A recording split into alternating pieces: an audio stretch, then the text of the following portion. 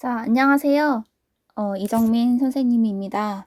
오늘은 교과서 28쪽에 있는 대단원 1에서 1 상징 표현에서 우리가 저번 시간에 우리가 눈발이라면 이라는 걸 공부를 했죠. 얘는 이제 현대시 그리고 자유시, 현대에 쓰여진 시이면서 그리고 형식적으로 매우 자유로운 자유시를 공부했다면, 오늘은 오우가라는, 얘는 조선시대 작품이거든요. 조선시대의 시조란 말이야. 그럼 시조는 특별한 형식이 정해져 있는 정형시예요. 자, 그래서 오늘은 두 번째 작품인, 상징이 드러난 두 번째 작품인 오우가라는 작품을 공부해 보도록 할 겁니다. 자, 이 오우가는요, 이 작품의 제목에서부터 내용이 어떤 것인지 힌트가 주어져 있어요. 오는 5오예요. 자, 5오라는 거는 여러분 이 정도 한자는 하실 수 있겠죠? 그죠? 그 다음에 우, 가인데, 자, 한자를 초등학교 때 좀 배우신 분들은 해석하실 수 있을 거예요. 얘 우는 무슨 우?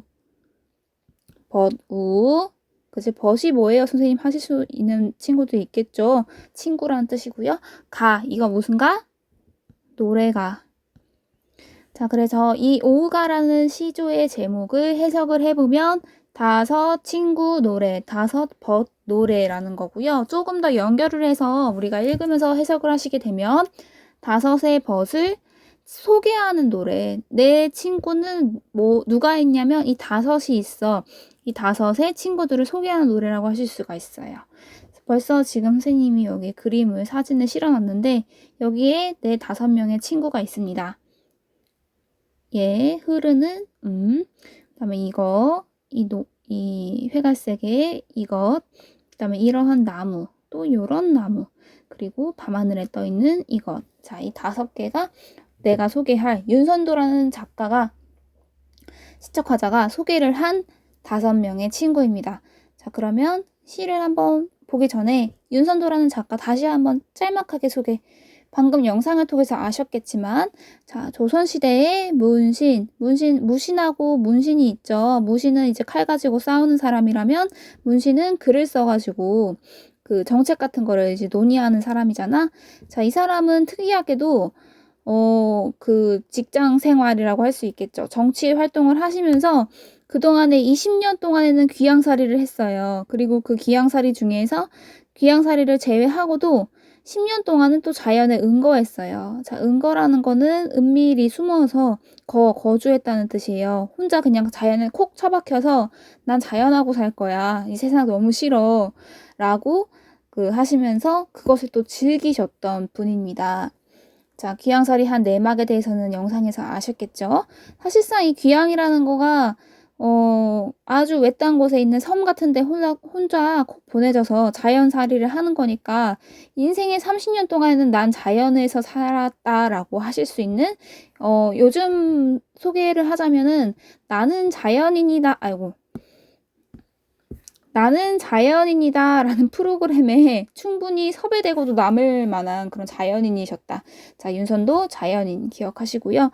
자, 조선 3대 시가인 중에 한 분입니다. 시가인, 시와 노래. 그 당시에는 시가 곧 노래하고 노래가 곧 시였습니다. 그렇기 때문에 시가인이라고 부르고요. 시가를 아주 잘 쓰고 불렀던 3명의 사람이 있다면 1번 윤선도, 2번 박일로, 3번 정철이에요. 자, 시간의 순서대로 가는 겁니다. 윤선도랑 박인호는 조선시대 초기와 중기에 있다면, 정철은 이제 조선 후기에 등장하는 유명한 시가인이고요. 우리가 나중에 다 배우게 될 사람들입니다. 자, 윤선도의 대표적인 작품은 어부사시사, 만흥, 오우가라는 작품이 있고요. 우리가 오늘 오우가 5 친구 노래 배울 거고, 만흥은 흥에 충만해 있다 이런 뜻이에요. 아, 나 너무 흥이 충만해. 어떤 흥이냐면 하면서 하는 굉장히 흥이 취한 그런 노래고요. 어부사시사는, 어부라는 게 이제 그 물고기 어에 아비부자 맞는데, 그 물고기를 낚는 사람은 혼자 물가에 앉아서 좀 자연을 바라보면서 막 고독에 취해 있는 사람이죠. 이런 사람을 어부라고 옛날에는 불렀어요. 그러니까 진짜 물고기를 낚는 일을 하는 사람만 어부가 아니라 난 자연을 낚는다. 이 자연에 취해 있다. 이런 사람을 어부라고 불렀거든요. 나는 어부야. 그리고 사시, 그 사계절을 사시라고 하죠. 어부가 사계절을 어떻게 즐기는지 내가 얘기를 해볼게. 말씀사. 그러한 작품이죠. 어부 사시사예요. 그래서 세 작품 모두 다 자연을 예찬하는 그런 작품입니다. 나는 이 자연 속에 있는데 외롭고 쓸쓸하지가 않고, 야, 역시 자연밖에 없다.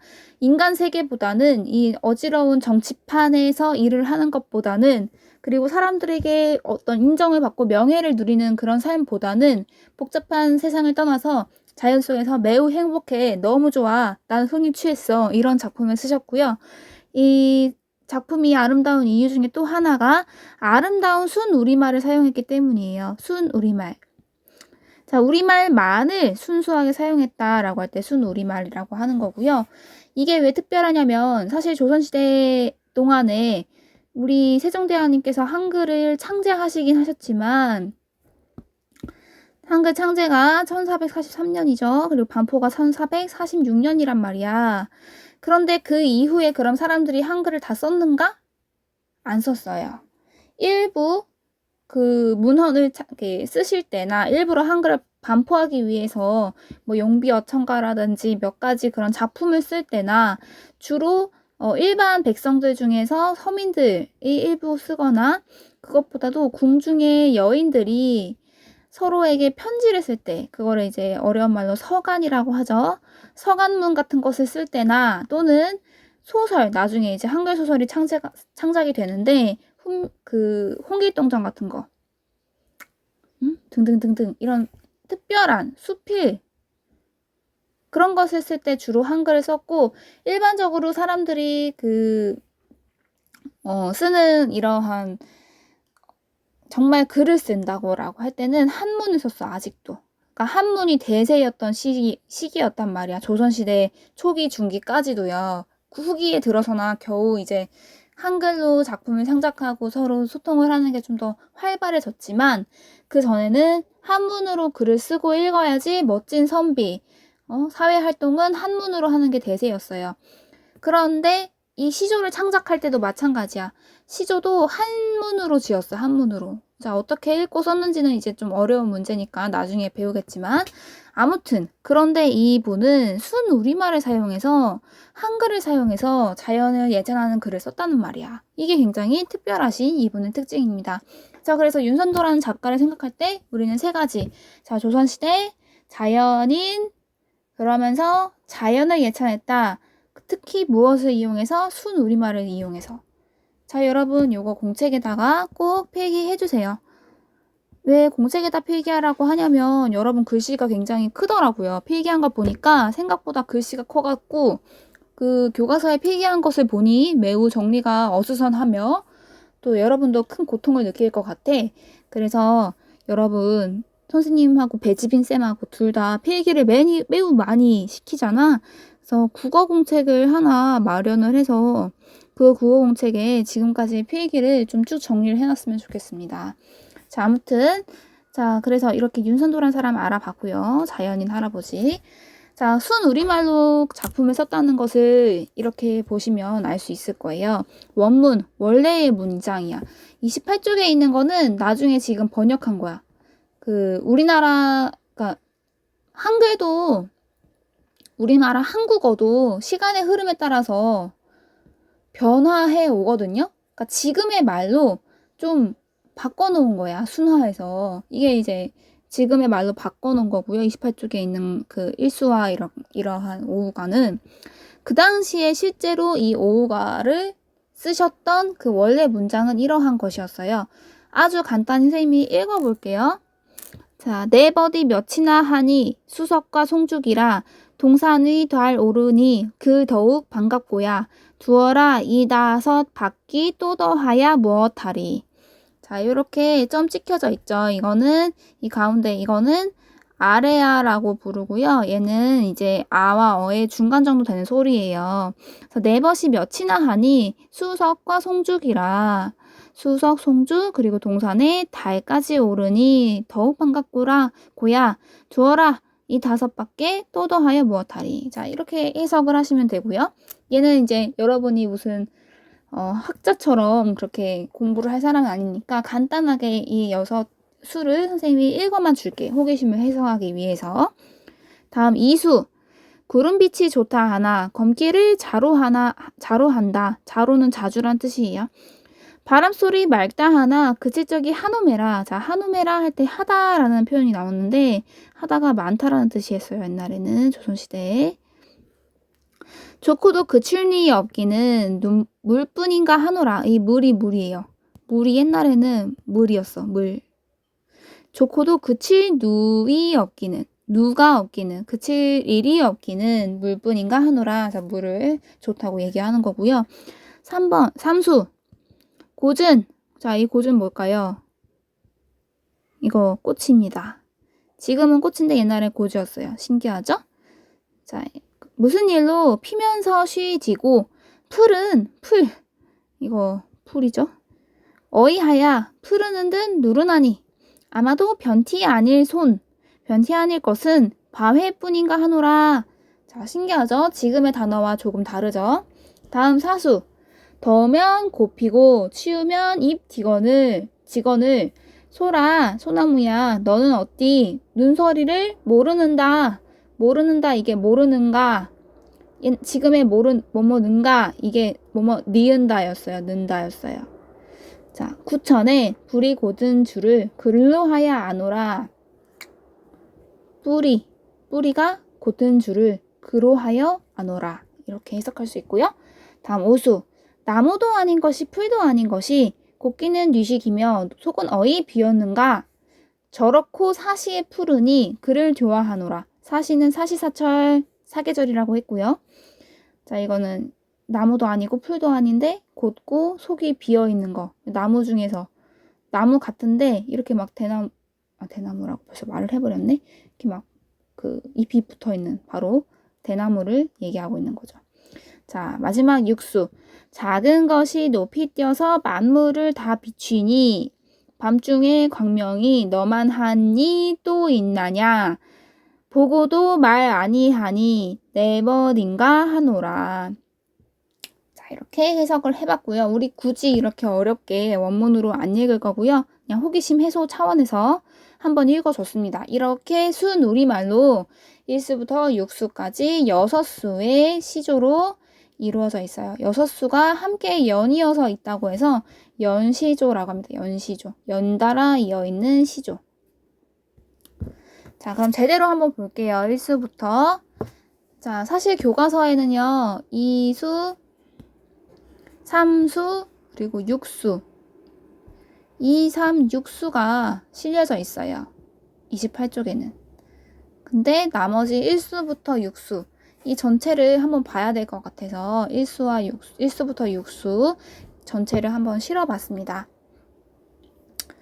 자, 1수에서는 내가 지금 소개할 5친구를 소개해줍니다. 자, 여러분은 어떻게 해야 될까요? 이거 교과서에 필기할까요 말까요?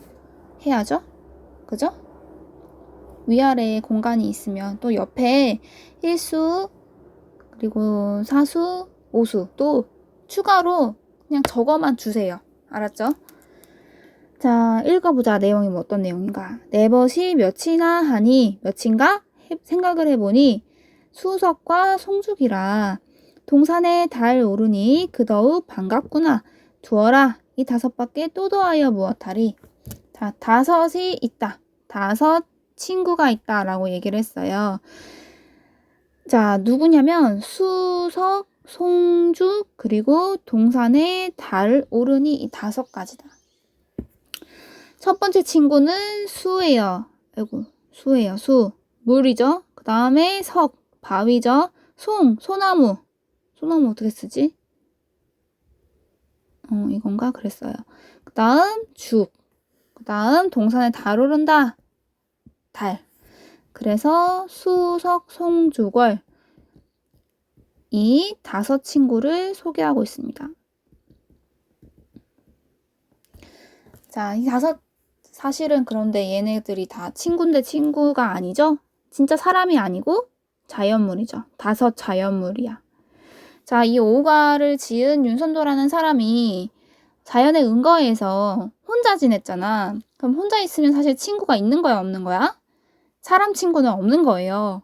그런데 이제 외로우냐? 외롭지 않다는 거지. 내가 있으면서 물아, 그리고 바위야, 소나무야, 대나무야, 달아, 너 참 멋있구나. 너 같은 사람이, 너 같은 그 자연물이야말로 내가 무언가를 배우고 함께 있을 만한 아주 좋은 나의 버시로구나 라고 친구로 삼게 된 거죠. 자, 그래서 두어라. 야, 냅둬. 이 말이야. 냅둬. 딴 애들은 다가올 필요도 없어. 사귈 필요도 없어. 5만 있으면 또도해서 무엇해. 얘네들만이 진정한 나의 친구다 라고 하면서 노래를 시작했습니다. 자, 다음 2수에서는 본격적으로 친구를 소개하죠. 자, 2수에서는 물을 소개하고 있어요. 물. 구름빛이 좋다고 하나, 검기를 자주 한다. 구름의 색깔은 자꾸 변하죠. 흐릴 때 어두워지고, 또 맑을 때 하얘지고, 색깔이 변한다. 바람소리 맑다 하나, 그칠 때가 많구나. 바람 좋아.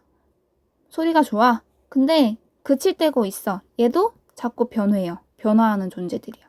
그런데 좋고도 그칠 데 없는 거는 물뿐인가 하노라. 자, 물이 그치지 않아요? 그치지 않죠? 졸졸졸 흐르는 시냇물. 천이 되고 강이 되죠. 강은 바다로 흐르죠. 이 바다에서 올라와서 뭐가 돼? 그 구름에 있는 물이 돼가지고 다시 떨어지고. 자, 물은 변치 않고 흐르는 존재죠. 그래서 얘는 변하지 않아요. 그런 점에서 물은 아주 좋은 친구다 라고 하고 있습니다. 다음 3수. 꽃은 무슨 일로? 왜? 이런 뜻이야. 무슨 일이야? 왜? 피면서 쉽게 지고. 피어났는데 그렇잖아. 오늘 꽃이 피었어. 진달래 피고 벚꽃 피었어. 그래서 와 예쁘다 했는데 이틀, 3일 얼마 지나지 않아서 쉽게 져버리죠. 다 떨어지고 없어지죠. 얘도 너무 쉽게 변하는 존재야. 풀은 어이하여 푸르는 듯 누르노니. 풀도 마찬가지야. 푸르르면 좋단 말이야. 근데 금방 누렇고 가을 되면 다 하나도 없어요. 겨울 동안은 아예 사라져버려. 그래서 꽃하고 풀은 아까 봤던 구름이나 바람하고 다 마찬가지야. 구름, 바람, 꽃, 풀 이런 애들은 다 너무너무 쉽게 변하는 존재예요. 쉽게 변하고 이러한 성질을 가변적이다라고 표현을 하거든요. 가변적, 쉽게 가능하다는 거지. 변화가 가능하다. 이게 좋을 수도 있지만 지금 이 시적 화자 말하는 이는 그렇게 좋게 보지 않고 있어요. 부정적으로 보고 있어. 너무 쉽게 변해. 변치 않는 것은 바위뿐인가 하노라 라고 하면서 또 바위만 내 친구다 라고 했어요. 수석 송주걸 할 때 석 두 번째 이제 바위죠. 바위도 좋은 점이 뭐야? 변하지 않는다는 거. 자, 이런 걸 보니까 이 시적 화자는 계속 변치 않는 것을 굉장히 좋은 덕목으로 생각을 하고 있네. 친구라면 나에게 믿음을 주는 존재는 변하지 않아야 된다라고 생각을 하는 것 같아. 자, 물론 여러분도 친구 사귀어보고 헤어지고 하다 보면은 변치 않고 나에게 꾸준하게 애정과 사랑과 도움을 주는 건 굉장히 힘든 일이고 나도 어떤 친구를 끝없이 변하지 않고 똑같은 모습으로 항상 그가 어렵든 힘들든 그가 공경에 처하든 다른 친구들이 그 친구를 싫어하더라도 나는 그 친구에게 항상 변치 않는 친구가 되어준다는 게 굉장히 힘들다는 거를 느끼셨을 거예요. 그렇기 때문에 인간관계에 있어서 변치 않고 누구의 편이 되어준다는 거는 굉장히 참 어렵고 힘든 일이죠. 그래서 그런 일을 해줄 수 있는 변치 않는 존재가 굉장히 소중한 존재라고 느끼는 거지. 자, 다음 4수. 더우면 꽃이 피죠? 추우면 잎이 져. 꽃하고 잎은 계속 변해. 얘도 마찬가지야. 그런데 소나무야. 너는 어찌 눈서리를 모르는가? 눈서리. 자, 눈이 내리고 서리가 치는 겨울이죠. 근데 겨울이 오면 모든 풀과 나무들은 다 죽어. 자연은 다 잠드는 시기야. 겨울에는. 그런데 오직 소나무는 사철나무죠. 사철나무. 초등학교 때 배웠을 거야. 그지? 사시사철 푸르른 나무죠. 그래서 이 소나무만이 변치 않아. 어떤 겨울과 같은 눈서리와 같은 시련이 닥쳐도, 그지? 이렇게 추워. 얼음이 막 꼈어. 그렇게 추운데도 얘는 변치 않고 꿋꿋하게 버텨. 이건 강력한 어떤 의지라든지 변하지 않으려는 어떤 신념이라든지 이런 게 있지 않고서는 이런 시련이 닥쳤을 때 변하지 않기가 쉽지가 않아요. 그래서 소나무도 마찬가지로 변하지 않는 의지와 신념 이런 것들을 상징하는 존재죠. 옛날부터. 그래서 그 애국가에도 등장을 하잖아. 저 소나무 나오죠. 자, 그래서 어찌 모르는가? 너 대단하다. 눈서리를 모르는구나. 이 눈서리와 같은 시련도 너를 꺾을 순 없구나. 라고 놀라워하고 있어요. 자, 그리고 너는이라고 하죠. 너는 소나무한테 야, 너 대단해 라고 말을 걸고 있어. 자, 그럼 소나무를 어떻게 하고 있는 거야? 이러한 덕목을 가진 사람인 것처럼 의인화하고 있는 거죠. 사실 이 오우가라는 작품 자체가 수석송죽월이라는 자연물이잖아. 그지? 얘네는 다 내가 친구가 될 수 없는 자연물이야. 그런데 자연물을 의인화하고 있어요. 의인화하여서 친구인 것처럼 소개하고 있어. 자, 요거는 한번 이해하셔야 돼요. 수석송죽월 자연물을 의인화하고 있다. 여기까지는 필기해 두시고요.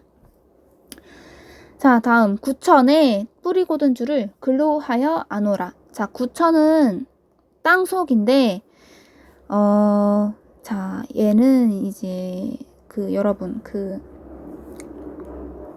하데스 기억나세요? 하데스? 응? 자, 그리스 로마 신화에서 하데스가 무슨 신이지? 지옥을 관장하는, 지하를 관장하는 신이죠? 그지? 자, 하데스가 그 땅 밑에 있는 아주 이렇게 깊은 곳에 있는 이 강이 있는데, 이 강은 망자들이 건너는 강이야. 그래서 땅을 사람에 묻잖아. 사람을 죽으면 땅에 묻죠. 그러면 이제 사람들이 옛날에 생각을 한 거지. 이 사람이 죽어서 땅에 묻으면 정말 이 사람의 인생은, 영혼은 끝난 걸까? 끝나지 않았으면 좋겠다. 이 영혼이 가는 세계가 있었으면 좋겠다. 그러니까 즉 사후 세계가 있었으면 좋겠다. 죽었는데도 이 사람이 그냥 딱 사라져버린다고 생각하는 건 너무 쓸쓸하잖아. 그치? 안 사라졌으면 좋겠잖아요. 그래서 이 영혼이 죽어서 땅에 묻혔을 때 쭉쭉쭉쭉 내려가가지고 한 번, 두 번, 세 번, 네 번, 다섯, 여섯, 일곱, 여덟, 아홉 번째 흐르는 물. 그래서 아홉 번째 흐르는 물이거든? 아홉 번째 흐르는 물까지 닿으면 그 아홉 번째 물은 망자들이 건너는 강이야. 얘네들은 이 강에서 쭉 건너가가지고 사후세계, 천국이 됐든 지옥이 됐든 또는 어떤 알 수 없는 다 같이 어울려 지내는 곳이 됐든 사후세계로 가는 거예요. 그 곳을 구천이라고 해요. 그 망자들이 건너는 강을 구천이라고 합니다. 자, 그러면은 얘는 엄청나게 깊은 곳이잖아. 근데 그곳까지 가 닿을 만큼 사실 소나무가 있잖아. 뿌리가 엄청 깊어. 그래서 소나무 한 그루를 이렇게 파면은 위에는 요만했단 말이야. 저 위에는 한 1m 됐어. 1m 너무 작네. 2m야. 근데 뿌리는 막 3m, 4m, 5m야. 넓게 펼쳐져 있고 엄청 깊어요.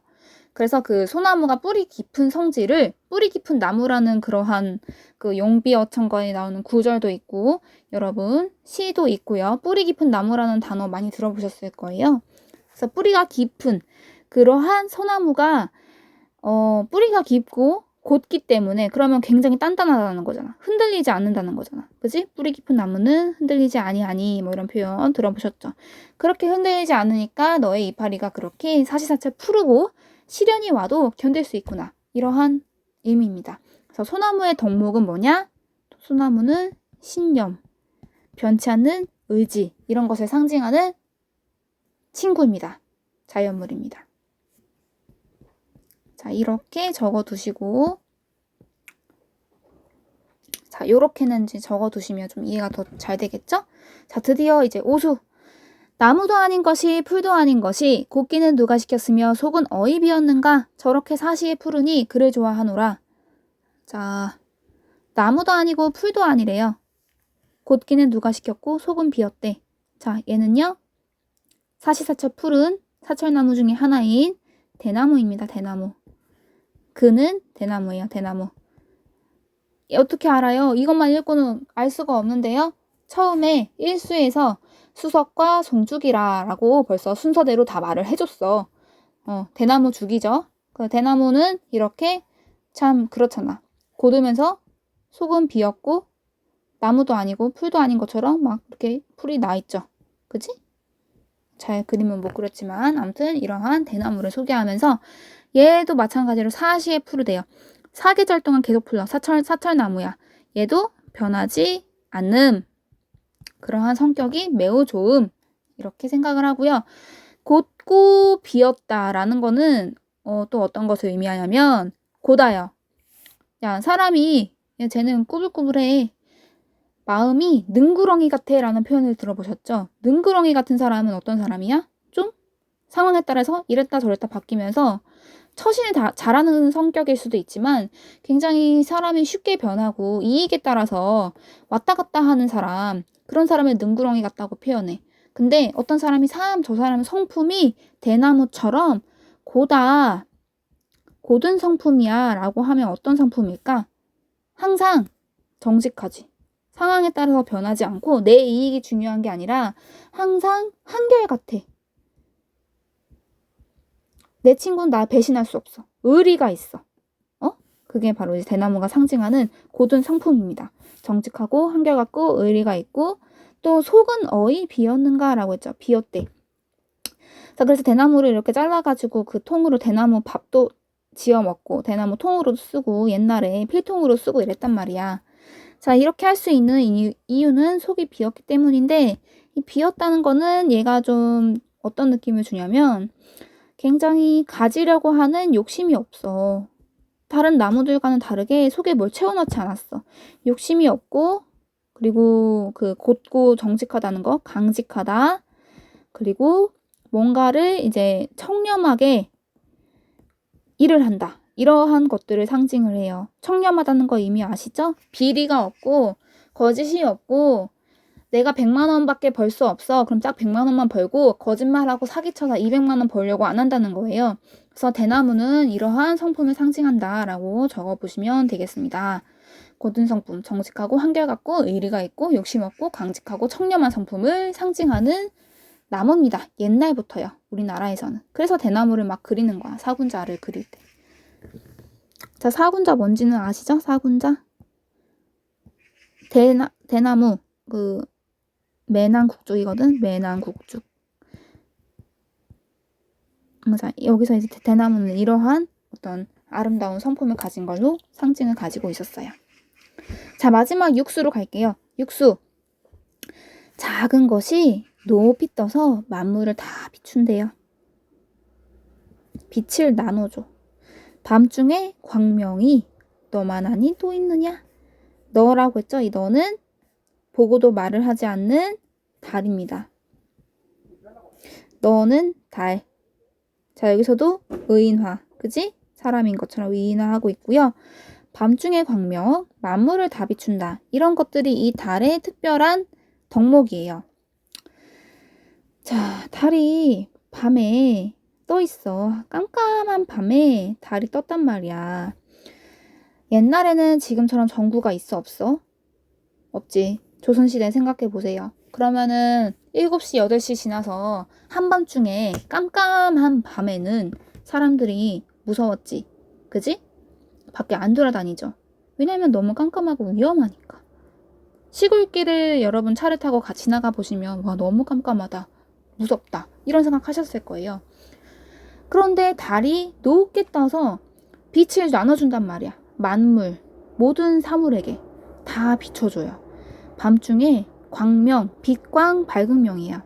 너무너무 밝은 빛을 널리 골고루 나누어주는 존재. 모두를 감싸주는 존재. 빛으로 감싸줘. 달빛 아래에서는 모두가 평등하죠? 나는 범죄자야. 달빛을 못 받아. 이런 거 아니지. 누구든 가난한 사람, 잘 사는 사람, 나이 많은 사람, 힘든 사람 모두를 감싸주는 존재. 굉장히 포용력 있는 존재. 따뜻하게 감싸주는 존재로 옛날부터 다른 그런 상징적인 의미를 가지고 있었습니다.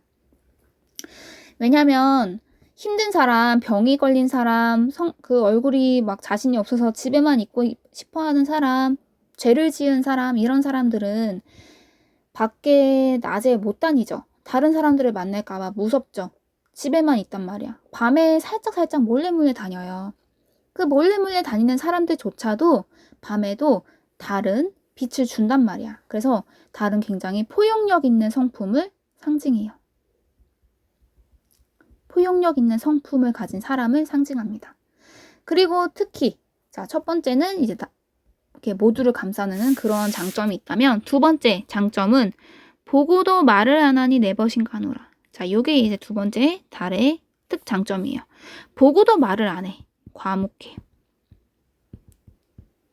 과묵하다는 것은 굉장히 신중하면서도 다른 사람의 그 잘못된 일들을 봤지만 말을 전달하지 않는다는 거예요. 그러니까 친구라면 어때야 돼? 여기 가서 내 욕, 저기 가서 다른 사람 욕. 야, 누가 그랬대 하면서 말을 전달하면 돼, 안 돼? 안 되지. 그 사람은 굉장히 신뢰할 수 없는 그런 사람이죠. 신뢰가 있으려면은 이렇게 어떤 일을 봤지만 다른 데 가서 전달하지 않고 과묵하고 신중하게 조용히 입을 다물고 있는 것이 중요하단 말이야. 그래서 달의 두 가지 덕목은 첫 번째, 만물을 다 비추고 광명을 나눠준다. 포용력 있다. 두 번째, 보고도 말을 안 한다. 과묵하고 신중하고 신뢰감 있는 그러한 덕목, 두 가지 덕목을 얘기하고 있습니다. 자, 이렇게 필기를 하셨을 거라고 믿고요. 자, 다음 교과서에서 그럼 간단히 알아보자. 자, 물은 깨끗하고 그칠 데가 없어요. 상징하는 삶의 태도는 어떤 태도일까? 깨끗하다? 청렴한 태도. 그칠 데가 없다? 항상 변치 않는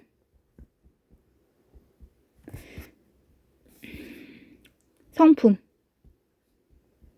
의미하고요. 바위는 어떻다고 했어? 아마도 변치 않는 건 바위뿐인가 하노라. 변치 않는다. 항상 그 자리에서 깎이지도 않고 그 자리를 지키면서 무겁게 있죠. 굳건하고 의연한 태도, 또 의리가 있는 태도, 변치 않는 그런 강렬한 의지가 있는 태도, 의연한 태도, 굳건한 태도 다 같은 뜻이죠. 그 다음 달은 어떤 성품을 가지고 있는다고, 어떤 특징을 가지고 있어? 두 가지로 얘기할 수 있죠. 첫 번째, 아까 본 것처럼 높이 떠서 만물을 다 비춤.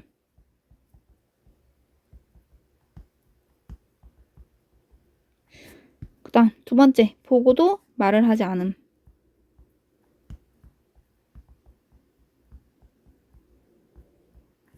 자, 만물을 다 비춘다는 거는 어떤 태도다?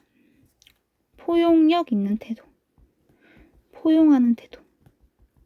남들을 다 끌어안고 감싸주는, 너 그래 잘못했어. 그래도 괜찮아.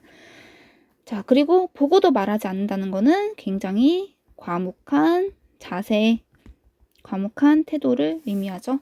말을 전달하지 않고 신중하고 과묵한 태도, 과묵한 신중한 태도. 자, 이래서 이 교과서에서는 물, 바위, 달에 대한 학습활동만 간단히 정리해봤고요. 다음. 자, 그러면 우리가 이렇게 5가지 자연물에서 상징하는 다양한 삶의 태도를 봤다면 우리는 그럼 나는 어떤 삶을 살고 싶은지 상징을 활용해서 표현을 해보자. 그리고 그렇게 표현한 까닭도 말해보자 라고 했어요. 그러니까 이 윤선도라는 사람은 윤선도가 지은 오우가의 시적화자는 5 친구를 수석송주월로 얘기하면서 이런 자연물처럼 살고 싶다. 왜냐면 얘는 변치 않기 때문이야. 이렇게 설명을 했죠. 그러면 여러분은 어떤 자연물 또는 어떤 사물, 어떤 사물처럼 살고 싶은지. 나는 무엇처럼 살고 싶어. 왜냐하면 이 사물은 어떤 특징을 가지고 있기 때문이다 라고 쓰시면 되겠죠. 그래서 예시로는 나는 나무가 되고 싶어. 왜냐하면 나무는 어떤 특징을 갖고 있냐면 봄에는 꽃을 주고 여름엔 그늘을 만들어주며 가을에는 사과나무는 사과를, 배나무는 배를, 은행나무는 은행을 선물을 해주기 때문이지. 이러한 도움을 주는 모습이 나는 참 닮고 싶기 때문이야 라고 적어줬어요. 자, 여러분도 나는 뭐가 되고 싶어? 왜냐하면 뭐 같은 특징을 갖고 있기 때문이야 라고 학습 활동을 한 가지 여러분이 스스로 해보셔야 돼요. 얘는 필기가 아니라 여러분이 스스로 하는 과제. 이따가 28쪽, 29쪽 필기와 그리고 여러분의 이 학습활동 1, 2번 푼 것은 꼭 사진으로 찍어서 올려주시기 바랍니다. 올리는 장소는 선생님이 강의하는 그 글, 소개글 있죠? 거기에다가 올려놓으니까 꼭 잊지 마시고 넣어주시기 바래요, 과제를. 자, 일단 오늘은 이번 첫 번째 영상에서는 여기까지 하겠습니다. 수고하셨어요.